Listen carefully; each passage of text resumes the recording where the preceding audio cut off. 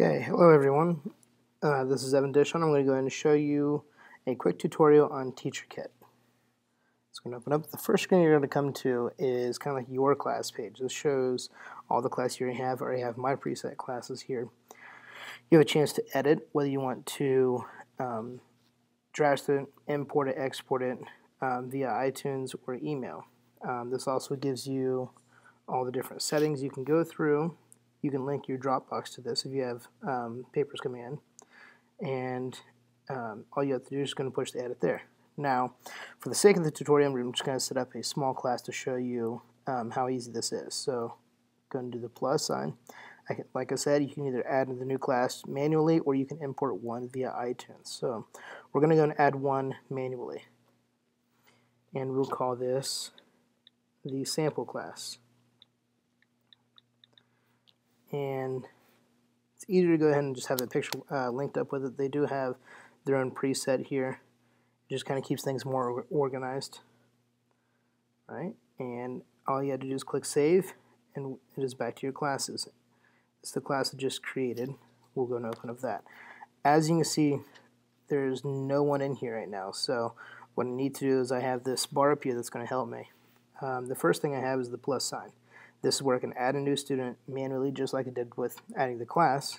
I can add from my contacts that's already stored on your iDevice, or I can also do the face detection, which would be stored in iPhoto. So I'm just going to go and do one manually, and I'm going to put the example student.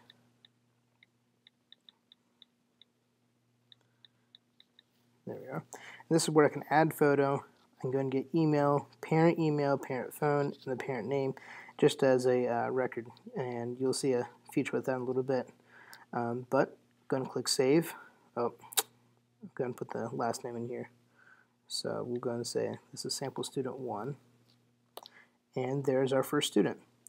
Now with this, if I look up here to this little envelope, I can go ahead and send an email to all my students who would be in my class or to just all the parents. So neat little thing there. I could also sort my class depending on name, grade, and ascending or descending. And within this is just showing my class name at the top. And I have my choices of my class, the attendance, behavior, and gradebook. I'm going to go through each one of these to show you. What these are over here, the classes will bring you back to your class page, show you all the different classes you have. The other one will sort it, and the last one here, it will allow you to move it. So all you have to do is you hold, you can drag them around the class to go and fit your need of how you arrange your class. So under the My Class, this is what it's showing you as far as your students. Now, moving on, we'll look at attendance. And it's going to go and give you the date up here in the top left, and then the student, it will say unrecorded. So all you have to do here, tap once for present, tap twice for absent. And what that does is that it just kind of gives you a kind of a clue as to who's all here, who's not. And you can leave it off to the side. My next tab is behavior. And what this is telling me is I can add notes just by pushing the plus button. So if I click on the person, here it has my notes and behavior. And we're going to say this is positive. And we're going to have example 1. And we're going to say they behaved in class. Done. Nice little note to send home. And I'll go and save that. Now, if I had multiple students, I can click on each and just click that plus sign. That'll help me out. So it could be notes as in, hey, they need to turn this in. A positive note, just as what I just showed you, or a negative note as in they may not be behaving the best in class. Now, the last neat function of TeacherKit is its gradebook.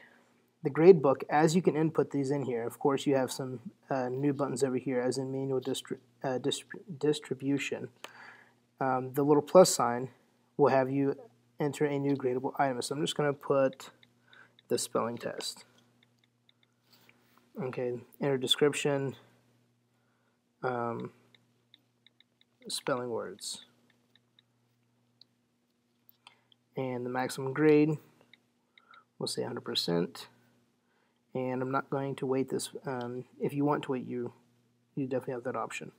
All right, so after I inputted that in there, I can just go ahead and click on the actual spelling test itself. And we're going to input their grade. And I'm going to say, example student, they got a 90%. Oops. We'll go 90%. Done. Now that I show that the student has the 90%, it kind of gives them this like little health bar of the green. So it's just kind of giving the student or the teacher an idea of how well they're doing in class. And as the grade changes, so too does the bar.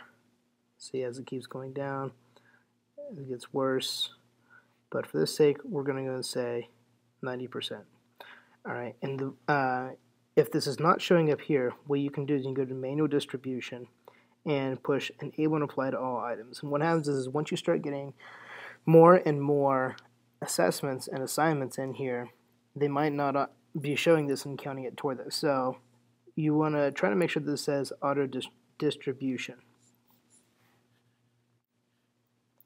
Now, the next cool thing is that after we have the grades put in, we can go back to the class and it's going to show the teacher how well the student's doing, so that way you can either meet with them personally or help them out as far as class. So what it shows here is it's showing that distribution level that's going to be up.